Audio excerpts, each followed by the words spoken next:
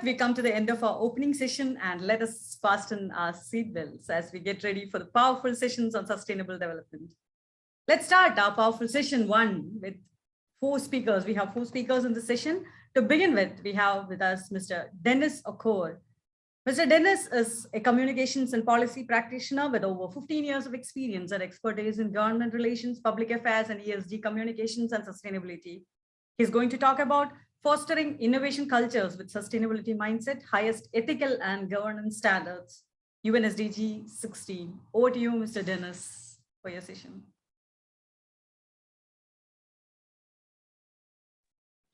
Thank you very much. Good morning, good evening, and good afternoon, everyone who's joining this wonderful forum today. And thank you so much, Dr. Hind and Bebas, for the opening remarks, which have really put into context the wonderful forum that has been put together by the team from GCPIT under the leadership of Santosh. Greetings from Nairobi, Kenya. It's a wet afternoon, late afternoon, and I'm very excited to be here from Nairobi. I'll be speaking with you today, and I'll be guiding this conversation using a slide. So I'll be sharing a slide with you in a short while. But more importantly, I would like to just echo the sentiments of the earlier speakers in terms of the importance of sustainable development goals, which I cannot overemphasize, because this is a timely a forum that has come to bring us into this focus. And I will really encourage all of us that this should not be another forum that we are attending, but it's very important for us to take forward this as an opportunity to really go back to our communities, go back to our businesses, to really make this happen. Because if we're able to make this happen in our spheres of influence, we're able to create a world that we all desire. So it's very great to be here among founders, among industry leaders and experts to share my thoughts in this. And I'm sure that from today and even as the coming days, as we deliberate on these matters, that we are building collaborations and we are building on the Sustainable Development number 17 towards strong partnerships that can drive this forward. And as Dr. Hinda said, that all these SDGs, they're interconnected, they go together, and they are underpinned by creating an impact around the 5 pillars of SDG. So it's very important to speak about this. So today I'll be focusing my talk on SDG number 16, and I'll be speaking about the subject of fostering innovation and cultures, with more importantly having that sustainability mindset and seeing how can founders be able to integrate this into their businesses so that they can be able now to have this as part and parcel of them. So it's very important to first understand that in the world that we live today, it's a VUCA world, meaning that it's a volatile world, it's uncertainty, there's complexity, there's ambiguity. And this has further been compounded with the other aspects like Mr. COVID, which Mr. Babers have just mentioned about. And there are other factors which are not maybe necessarily negative, but we need really to catch up with. And one of them is technology. Another one, which is very pertinent, is the issue of the radical changes that are happening in the climate. So those are things that we really need to really have understanding. And how are these affecting our cities? How is this affecting our communities?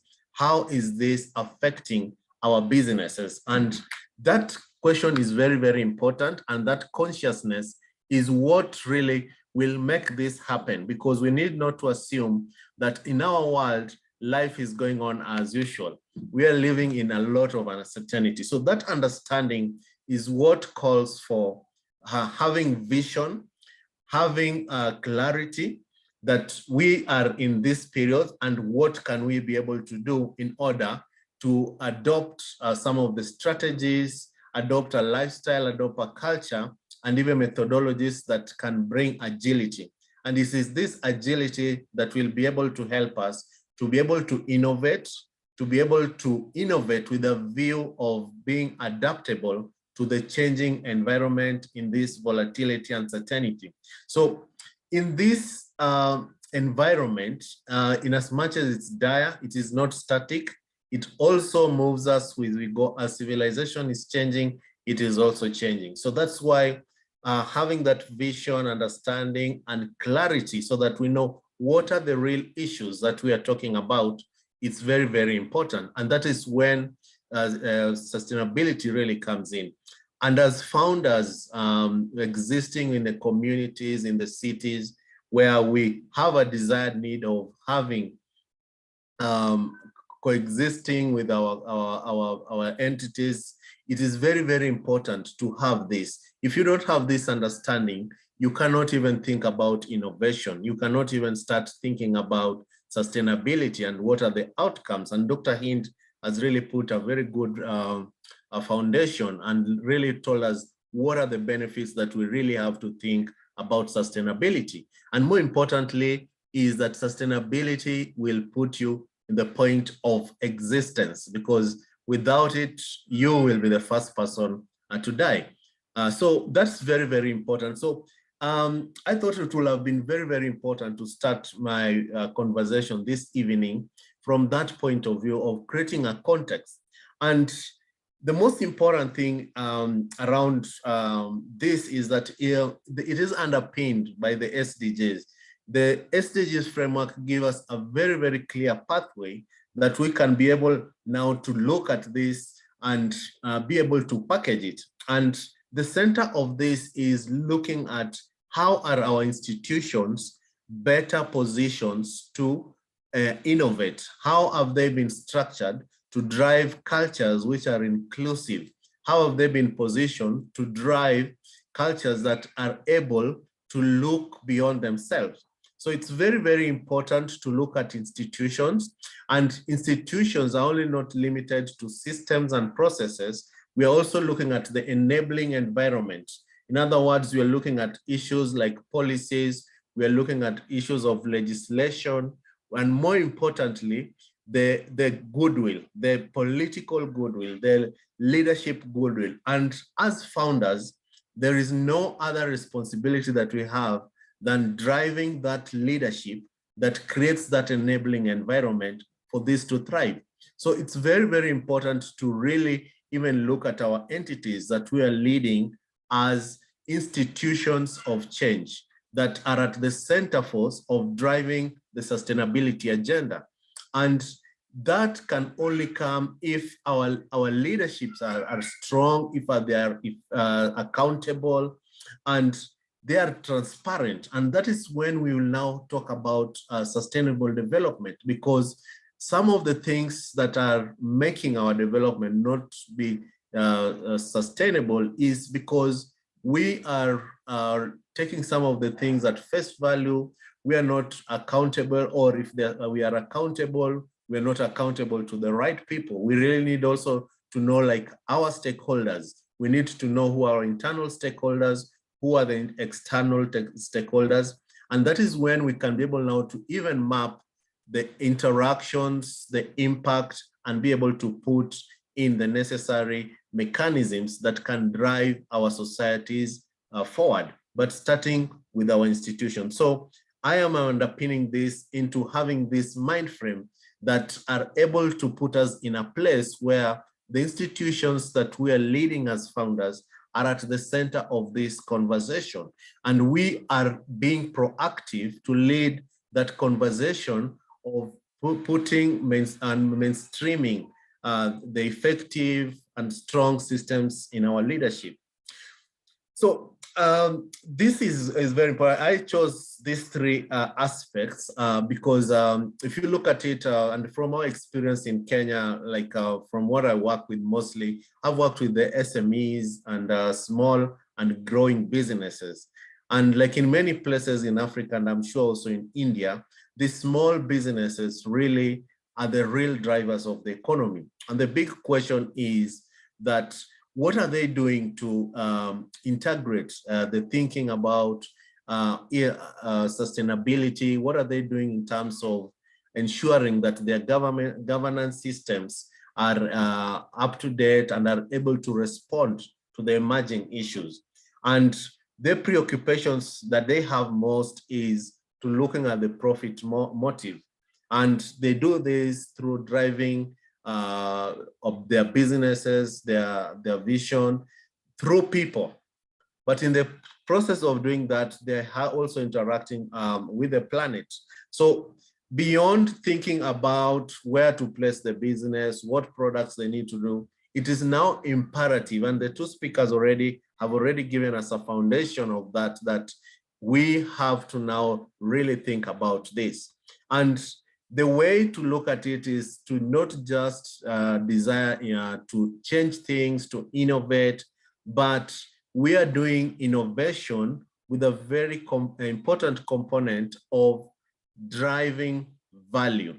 In other words, we are trying to add not only the quality of our products, but also the quality of life, the experience of all the aspects of life around what we do. And I think that's one of the most important things that the SDGs give us as a framework to think through this, because it gives us a moment also to reflect why we do what we do. And I think when you do that is when you now say, now the times have changed. We now know to rethink how we interact with our planet and how we interact with our people, both externally and internally. And if we do that, we'll be able to reap from the benefits of that. And that is how we unlock value.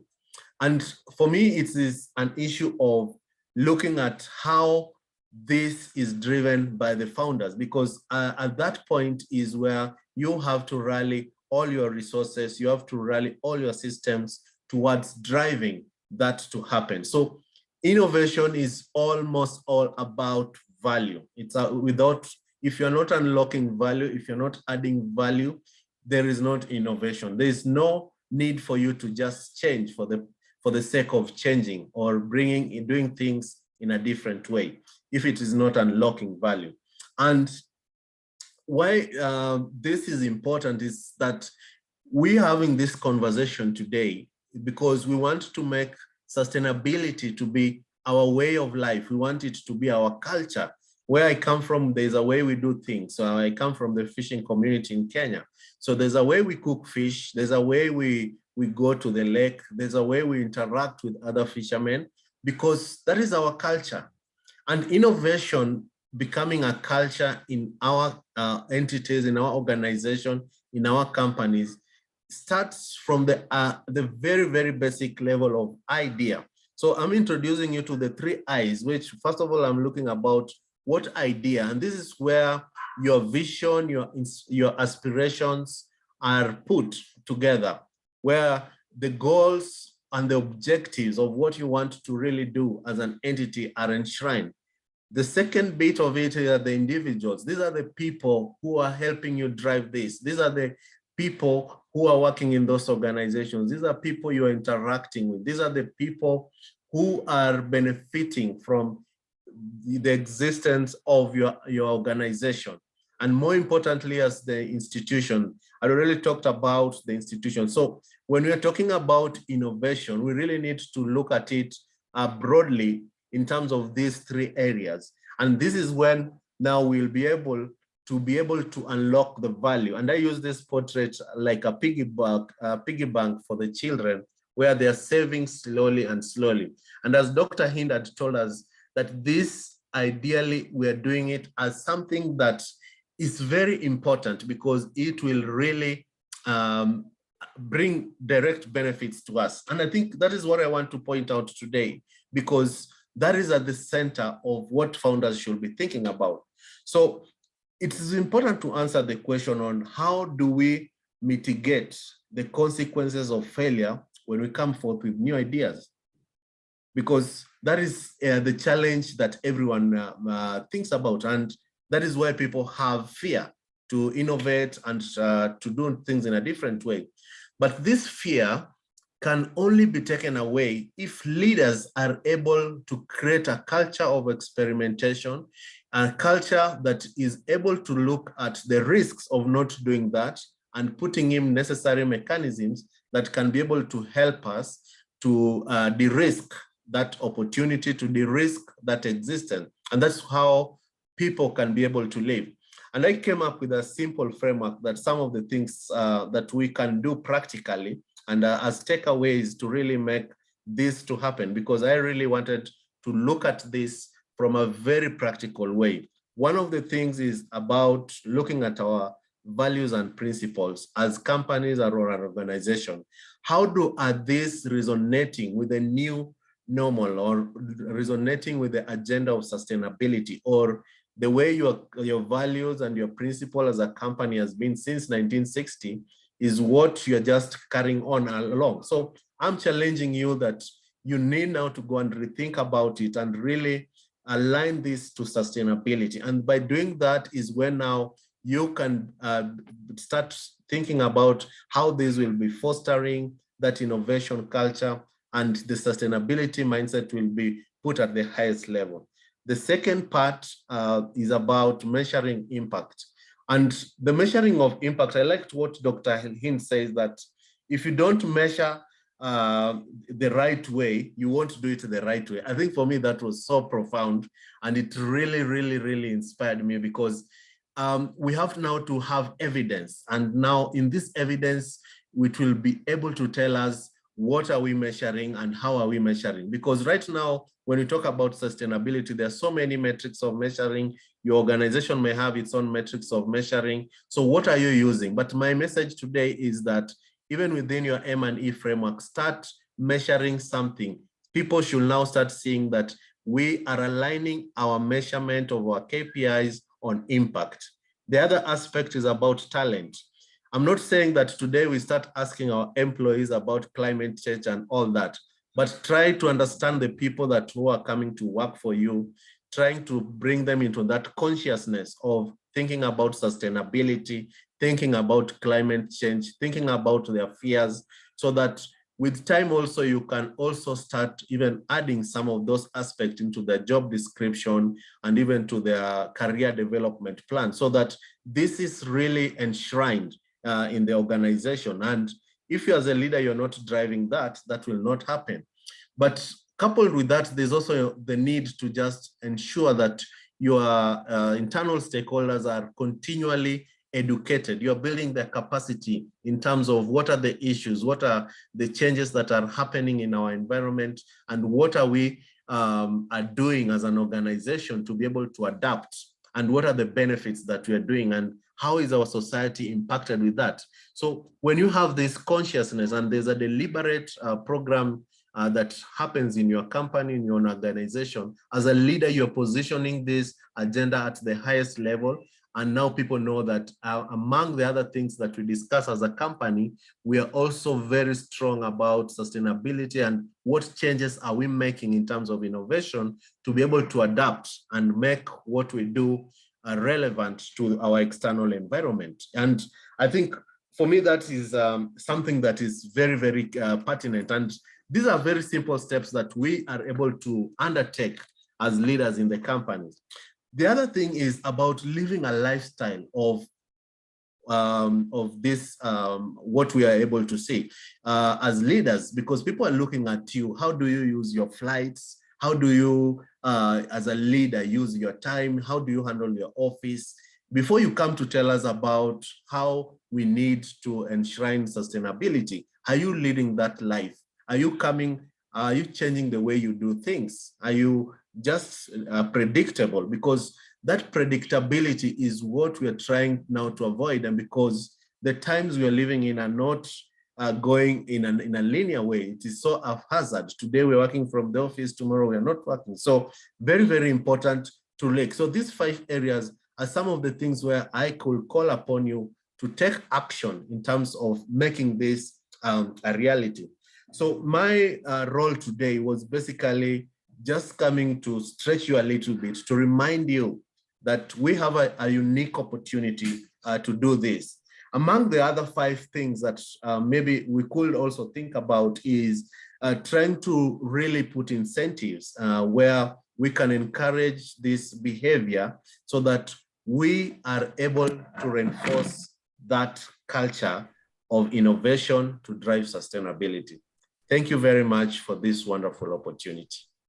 I appreciate it. Thank you so much. Thank you so much, Mr. Dennis, for that excellent session. I'm sure our audience would have found great value in your session. Looking forward to working with you in the future as well.